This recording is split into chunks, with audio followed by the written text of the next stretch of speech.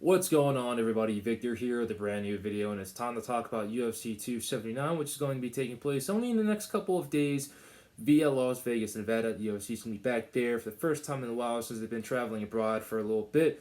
But nonetheless, we've got a huge main event for all the fans all over the world, and it's not going to be a title fight, but it's definitely going to be an interesting fight in the UFC welterweight division. I'm talking about Nate Diaz, the Stockton Slap, the Stockton Kid, North Cal, the man, the myth, the legend, the fan favorite from all around the world in mixed martial arts, and even outside of mixed martial arts as well.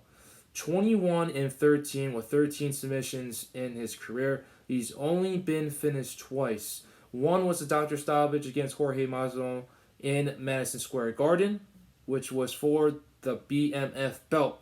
The newly created belt only for bad mother efforts. He ended up losing that via doctor stoppage because he ended up receiving a pretty gnarly cut on top of his eyebrow. They ended up having to wave that fight off because the doctors in New York City are absolutely terrible.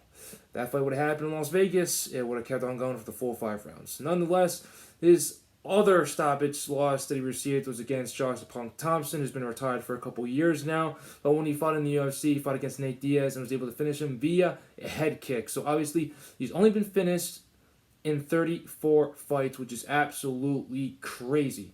In 34 fights, only being finished twice, that's something to be proud of just because of how durable he is and also how tough he is at the same time. On the other hand, his opponent is definitely going to look to finish him off. I'm talking about Khamzat Chimaev from Chechnya, from Russia. Now calls Sweden, especially Stockholm, Sweden, his brand new home at 11-0. He has not tasted defeat. His last fight against Gilbert Burns was a barn burner. And in those 11 wins, he has finished 9 individuals. So out of 11 wins, he has finished 9 of his fights, which is absolutely impressive, especially in the UFC. He has finished off all his opponents except for his last one, Gilbert Burns, and that fight was a bar burner until it ended for the full 15 minutes.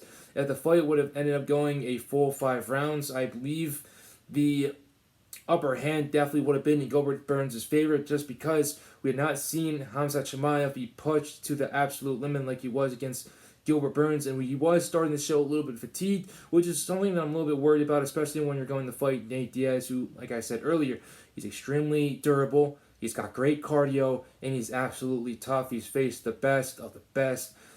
Rory McDonald, Anthony Pettis, Conor McGregor, Michael Johnson. The list literally goes on and on and on. Jorge Masvidal, like I said, Leon Edwards, who's the current welterweight champion of the world. There's not a man that Nate Diaz has not fought that you guys do not know of. And next thing you know, we've got Khamzat Chimaev, who comes in here undefeated into the UFC. 4 fights, he is undefeated, 4-0 within the promotion, has finished off everybody except for Gilbert Burns. When he came in here, he was finishing all of his fights in the first round. None of his fights had even gone past the first round, and he had not even been punched significantly in the face or anywhere on his body at least once. That's how good Khamzat Chimaev was coming into the UFC, and he was on that tear until he did get exposed a little bit by Gilbert Burns, but he was ranked outside the top 10, facing someone in the top 5 who was ranked number 2, who had literally come off of a loss a couple fights back against the former champion Kamaru Usman. Obviously, Gilbert Burns was able to bounce back and defeat Stephen Wonderboy Thompson, but taking a fight against a very dangerous individual such as Khamzat Chimaev was really dangerous, but he still took on the fight, and both those individuals put on a Fight of the Year candidate. But the thing that I worry about Khamzat Chimaev is that he did take a lot of shots against Gilbert Burns. He definitely needed to work on that defense after that fight, but he's able to take a lot of those shots in there like a champ. Like I said, just like Nate Diaz, he's also strong and durable, but the strength advantage is definitely going to be with Khamzat Chimaev. But if there's another thing with Khamzat is that he likes to pour on the pressure. That's something I definitely saw with the Burns fight and his other fights in the UFC as well. But if there's also one thing about Nate Diaz is that he likes to go forward at all times. He likes to push forward with the forward movement, and he also loves to pump out the jab. He loves to use his movement and his technical boxing. He's got some of the best boxing in that welterweight division. Also at the lightweight division at the time that he was competing over there. And if there's another thing about Nate Diaz is that you literally have to kill him to get him out of the octagon. He's just that type of fighter. He's the fighter's fighter, a fan favorite for a reason. You got to hit him with everything, including the kitchen sink, in order to get him out of there. So everything that Khamzat Chimaev poured on against Gilbert Burns, he's going to have to do that times 10 against Nate Diaz. Nate Diaz is going to have to work on basically everything on this fight when they both get locked inside the octagon. He's going to have to keep striking no matter what. He's going to have to use volume against Khamzat Chimaev. He's going to have to grapple against him. And if it does get to the floor, he's going to have to get up as fast as possible. If I'm Nate Diaz, I don't want to contend on the ground against Khamzat Chimaev, who is basically an elite-style wrestler, competed nationally for the country of Sweden many of times.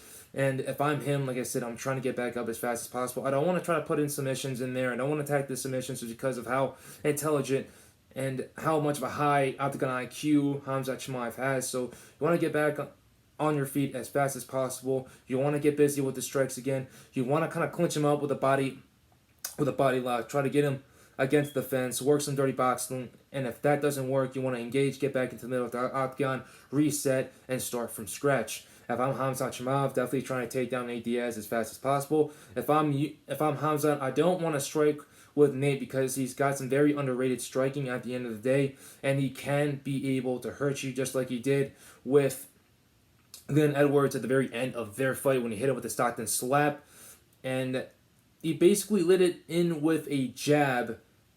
Actually, no, the Stockton slap was what was used first in order to hit Leon Edwards with the strike that really hurt him towards the end of that fight. So obviously, Nate can be able to use slaps to be able to set him up for power shots in order to finish off his opponents. That's something that Khamzat Chimaev is going to have to be aware of. Also, if I'm Khamzat, pour on the pressure. You want to back Nate Diaz up as much as possible. You want to hit him with some big strikes. Obviously, going headhunting against Nate Diaz is not going to be the smartest thing just because of how durable he is. You want to go to the body the whole entire time. Definitely go to the legs as well. If there's something about Nate Diaz that we all know is that he does not check leg kicks. We all know that against the Conor McGregor fight when they fought the second time. Conor hit him with 1,000,000 leg kicks and Nate Diaz checked absolutely 0 of them. So if I'm Khamzat, definitely hit him with the leg kicks. Definitely hit him with the body kicks as well. And work some combos to the body and work your way up to the head in order to try to wobble Nate Diaz. If that doesn't work, you want to get him down to the ground and try to finish him via ground and pound. If that isn't going to work, go in for the submission. You're the stronger fighter. You're the faster fighter. But at the end of the day, Nate Diaz is the more experienced fighter. And all those different fights that Nate Diaz has had in the past, whether it's the UFC or outside of the UFC itself, it has helped him get to this point in his career where he is so loved by all the fans, where he's so loved by his peers. He's dangerous until the very end, which is why I need to get him out of there as fast as possible.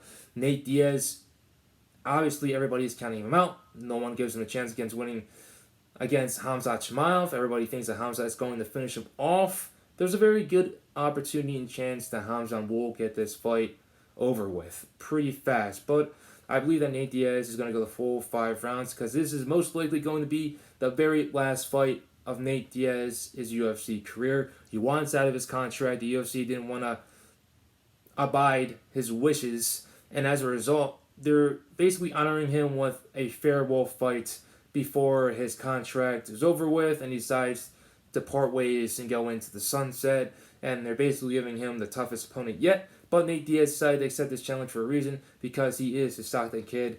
He is Nate Diaz and he does not say no against tough opposition.